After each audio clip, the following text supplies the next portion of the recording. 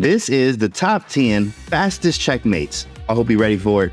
Let's get right into it. This first one is number 10, the Budapest smothered mate. You've probably seen it before. If you haven't, here we go. D4, knight of 6, C4, and then E5. It's just saying, go ahead, take my pawn on E5. I'm giving it to you, right? And of course, this comes with complications. So D takes E5 happens. Many people take the pawn. Knight to G4, moving the knight out of danger. Also attacking the E5 pawn at the same time, right? White says, I want to keep the pawn that I just captured from you that you gave me for free. So knight to F3. Knight F3 defends the pawn. We need to attack this pawn again or else we are going to get kicked away. So knight to C6, we're attacking the pawn once again, saying, please give me the pawn back and I'll have some development. At the same time, White says, not today. I'm going to keep this pawn because you gave it to me and it's for free. So bishop to F4, now we're defending it twice when it's attacked twice and we're taking first, so we're going to lose a piece there. That's not going to work out. So while Black goes with bishop to B4 check, which is a very nice move, developing. Get your pieces out. You need to do this in every single game. White says, I need to defend, right? If we go knight C3, okay, we have a damage of the structure, double pawns, 2 sets of double pawns. That's not the most fun thing ever, right? Then if we go with the bishop back to D2, then E5 will be hanging. If knight back to D2, then again, E5 will be hanging. And if queen to D2, we're just going to take the queen. So queen D2 is not really a good move at all. In fact, knight B to D2 is the move that they choose. Keeping the knight and the bishop in the same squares to defend the pawn here, right? And we still, as Black here, have to figure out, how do we win this pawn? Black says easy. Queen E7, we go right here. We're going to attack this pawn right here. Now we're attacking it 3 different times, only defended by 2 pieces. We're going to win this pawn. So White says, okay, nothing I can really do about it. Well, at least give me the bishop pair with A3. Pawn to A3. And this right here is where the magic happens. So like, what is checkmate? Where? How can you checkmate with all these pieces around the king? Well, we're about to show you right now. The move here is spectacular. Pause the video if you need to, but of course it's Black to move. Here it is. Black plays. Knight takes G5. Whoa, knight G takes E5. That is a big boy move from a big fella. It doesn't look like it makes any sense though, right? I'm just taking a pawn when my bishop is attacked. What sense does that even make? Well, let's see what happens after A takes B4. Hopefully you can find the move. Pause the video. What is the move?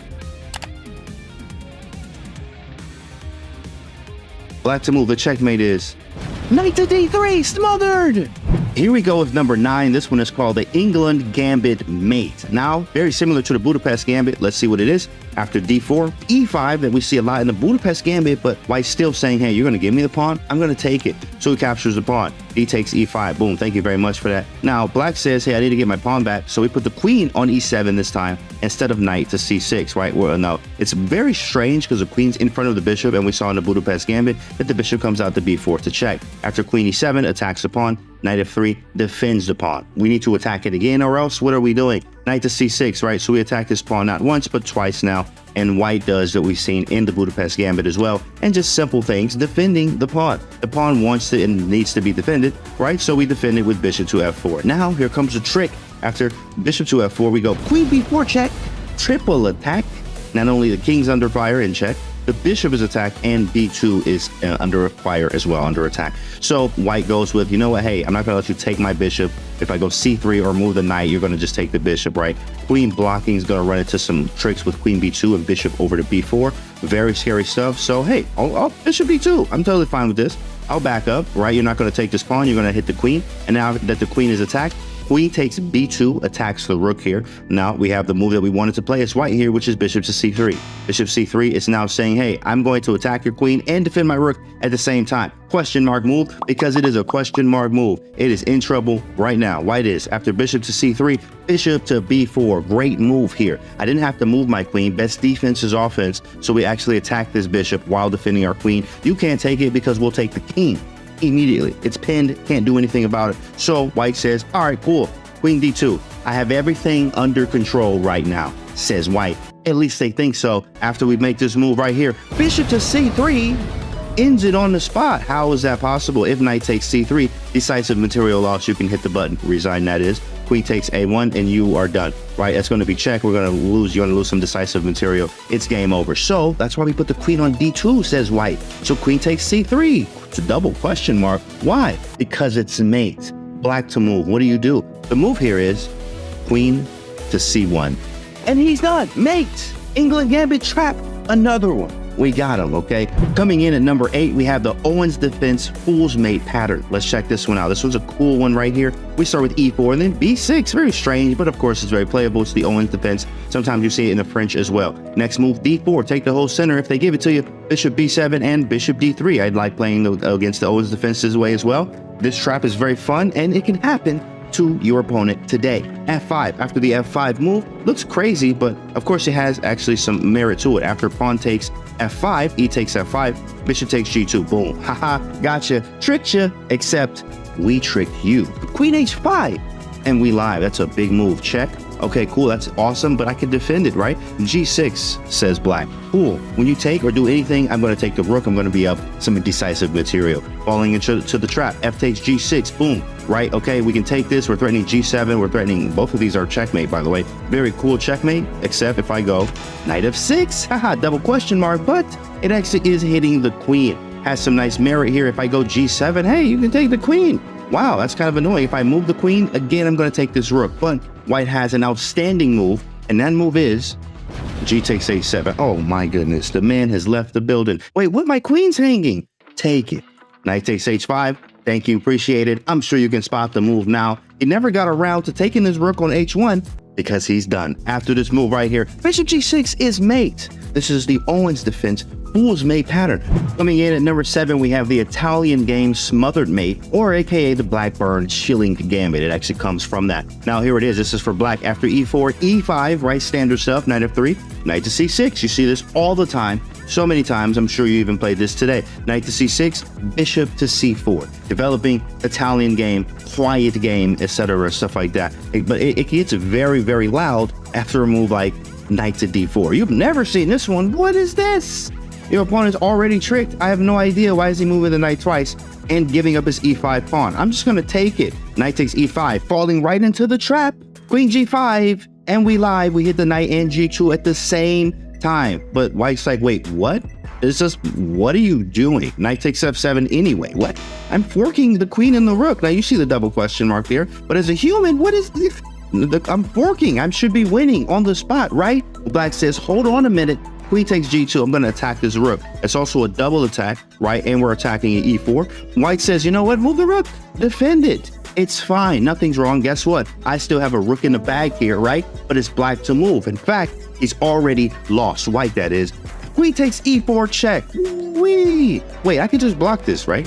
Block with the queen? Oh, no, we're not going to do that. Come on, this is a family channel. But bishop to E2, that should be fine. But remember the name of this, the Italian game Smothered Mate? Well, you already know what the move is. I see you looking at it right now. It's black to move. What do? The move is Knight F3 mate. It's smothered. Get him off the board. Here we are with number 6. This one is the Caro-Kann Smothered Mate, a very common one that can happen in your games literally today. Let's see what this is. E4, C6, a Caro-Kann, very solid opening, right? We always usually go D4 in these moves. You got lots of moves you can make, but D4 is the usual move in this position. After D5, after the D5 move, white goes knight to C3. D takes E4. We say we're going to take back, so we take it back. Knight takes E4. Knight to D7. The goal here is to develop so we can capture back with the knight. White goes queen to E2, right? Strange move. What is with these strange queen moves here? Well, let's see what happens. After queen to E2, knight F6. Following the plan, double question mark. Following the plan, like we just said, we wanted to do is put this knight on F6, but it's a wrap on the spot. White to move. What do? Here it is. Knight D6. Simple smothered mate with a little bit of gravy, a little bit of smothered and some gravy there. And here we are with number 5. This one is from a bird's opening. In fact, it's a fool's mate pattern from the bird's opening. Let's check and see what that is. F4, the bird, pretty unorthodox here. You don't see this a lot, but if you do, you can actually try this trick literally today. After F4, E5, you're like, what is up with the pawn sacrifices? As you start seeing these gambits and these cool things and these pawn sacrifices just seem to work with the right moves behind it. After E5, okay, we're giving up a pawn. White says, I will happily take that one. What are you going to do? Queen E7 or knight C6? This isn't a Budapest or an England gambit, but in fact, we're going to play D6, offer another pawn. Here, have another pawn. After D6, E takes D6. White says, cool, I'll take it. I'm up a pawn. Thank you, appreciate it. And then bishop takes D6 here. So white says, all right, cool. You know what? Got the pawn. I'm feeling good. Let's just develop a piece. Knight to C3, double question mark. Get him off the board. Black to move here. What do? Here it is. The move here is queen h4 for the score. Oh man, that hurts. This is a check though. What do you mean? So after g3, we block it. Now you have two ways to do this. And the most spectacular way is, well, of course, the saying goes, when you can sack your queen, you do it. Don't try that at home. But after queen takes g3, ace takes g3, and then bishop takes g3, is mate. Beautiful mate here. And here we are with number 4. This is a Dutch defense fool's mate pattern, right? So let's go to this one and let's see what it looks like. d4, f5, right? These f pawns is something, hey, be careful pushing your f pawn, okay? Just be careful from either side. Now after d4, f5, bishop g5. This is a cool move here, provoking some pawn pushes. So h6 attacks the bishop. The bishop has to move or we'll just capture it, so we back it up. But wait, isn't the bishop just trapped? What is this? g5 says black. Yo, your bishop is trapped. When you move it to g3, I'm going to play f4 and trap you in there and take your bishop. But white has a clever move. That clever move is, you know what, hey, you can have the bishop, e4. Oh, wow. Oh, no, my bishop. I just hung my bishop, right? And then he takes the bishop and stares at you. But then you stare back at them and play queen h5 checkmates. Game over. All right, guys, this one's number 3. This is for my scholars out there. This one's called Scholar's Mate.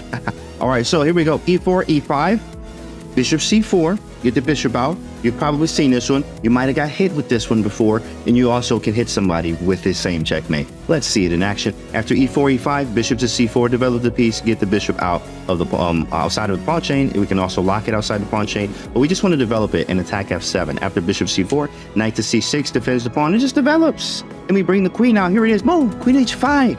Very simple. You can go for this checkmate all the time. Now, of course, not recommended all the time, but definitely you need to know this checkmate. After queen to h5, it's hitting the f7 square twice. Knight to f6. What is he doing? What are you doing? Queen f7. And that's mate. For all the scholars out there, keep up the great work.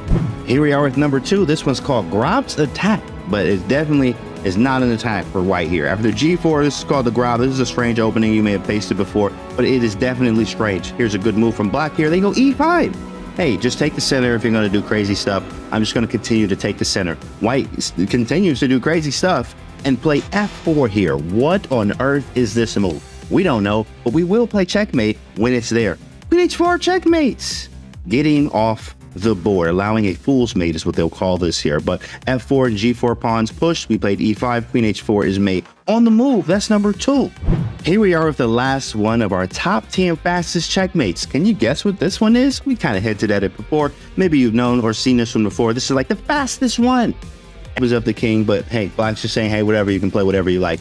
I'm going to play e5. I'm going to put a pawn in the center of the board. Principles. White says, you know what? f3 was nice. Let's try g4 too as well. So you know what that is? Queen h4 checkmate, fool's mate on the board. That's what they call this one. Fool's mate. This is the top 10 fastest checkmates. Hopefully you guys enjoyed this one. And if you enjoyed this video, then make sure you watch the other ones right after this. We'll see you on the next one.